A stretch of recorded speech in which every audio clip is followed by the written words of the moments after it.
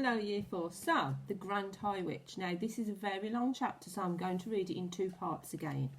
Let's go back to the last chapter.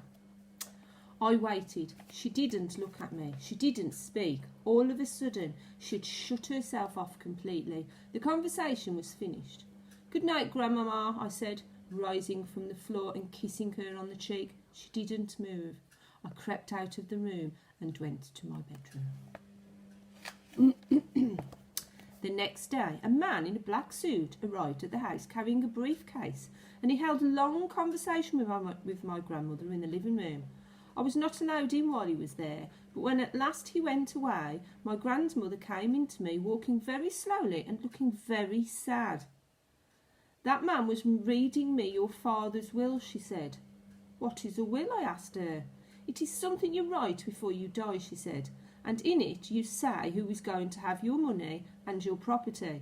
But most important of all, it says who is going to look after your child if both the mother and the father are dead." A fearful panic took hold of me. "It did say you, Grandmama," I cried. "I don't have to go to somebody else, do I?" "No," she said. "Your father would never have done that. He has asked me to take care of you for as long as I live, but he has also asked that I take you back to your own house in England. He wants us to stay there." "But why?" I said. "Why can't we stay here in Norway? You would hate to live anywhere else. You told me you would." "I know," she said, "but there are a lot of complications with money and with the house that you wouldn't understand. Also, it said in the will that although your family is Norwegian, you were born in England and you have started your education there, and he wants you to continue to go into English schools." "Oh, Grandmama," I cried, "you don't have to go and live in your English house. I know you don't."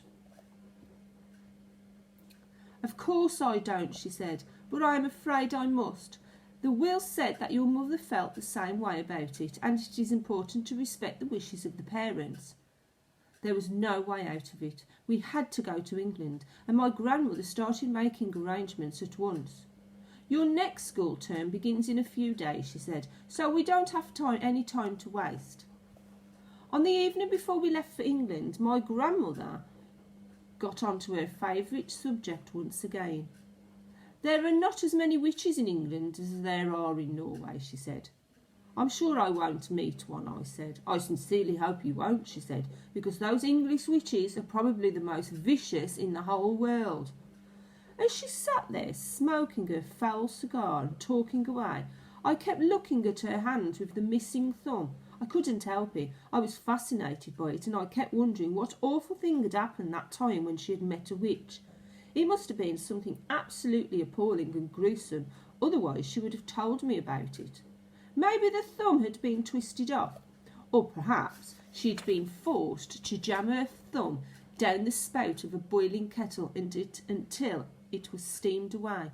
Or did someone pull it out of her hand like a tooth? I couldn't help trying to guess. "Tell me what those English witches do, Grandmama," I said. "Well," she said, sucking away at her stinking cigar, "their favourite ruse is to mix up a powder that will turn a child into some creature or other that the grown-ups hate." "What sort of creature, Grandmama?" "Often it's a slug," she said. "A slug is one of their favourites. Then the grown-ups step on the slug and squash it without knowing it's a child." "That's perfectly beastly," I cried. "Or it might be a flea," my grandmother said. "They might turn you into a flea, and without realising what she was doing, your own mother would get out the flea powder, and then it's goodbye to you." "You're making me nervous, Grandmama. I don't think I want to go back to England." "I've known English witches," she went on, "who have turned children into pheasants, and then sneaked the pheasants up into the woods the very day before the pheasant shooting season opened." "Ouch," I said. "So they got shot?" "Of course they get shot," she said, "and then they get plucked and roasted and eaten for supper." I pictured myself as a pheasant flying frantically over the men with the guns, swerving and dipping as the guns exploded below me. "Yes," my grandmother said, "it gives the English witches great pleasure to stand back and watch the grown-ups doing away with their own children." "I really don't want to go to England, Grandmama." "Of course you don't," she said, "nor do I. but I'm afraid we've got to. Are witches different in every country? I asked. Completely different, my grandmother said, but I don't know how much about the other countries. Don't you even know about America? I asked. Not really, she answered, although I have heard it said that over there the witches are able to make the grown-ups eat their own children. Never, I cried. Oh no, Grandmama, that couldn't be true. I don't know whether it's true or not, she said. It's only a rumour I've heard. But how could they possibly make them eat their own children? I asked. By turning them into hot dogs, she cried. That would be too difficult. That wouldn't be too difficult for a clever witch. Does every single country in the world have its witches? I asked. Wherever you find people, you find witches, my grandmother said. There is a secret society of witches in every country. And do they all know one another, Grandmama? They do not, she said. A witch only knows the witches in her own country. She is strictly forbidden to communicate with any foreign witches. But an English witch, for example, will know all the other witches in England. They are all friends. They ring each other up. They swap deadly recipes. Goodness knows what else they talk about. I hate to think. I sat on the floor watching my grandmother. She put her cigar stub in the ashtray and folded her hands across her stomach. Once a year, she went on, the witches of each separate country hold their own secret meeting. They all get together in one place to receive a lecture from the grand high witch of all the world. From who? I cried. She's the ruler of them all, my grandmother said. She's all-powerful. She's without mercy. All other witches are petrified of her. They see her only once a year at their annual meeting. She goes there to whip up excitement and enthusiasm and to give orders. The Grand High Witch travels from country to country, attending these annual meetings. Where do they have these meetings, Grandmama?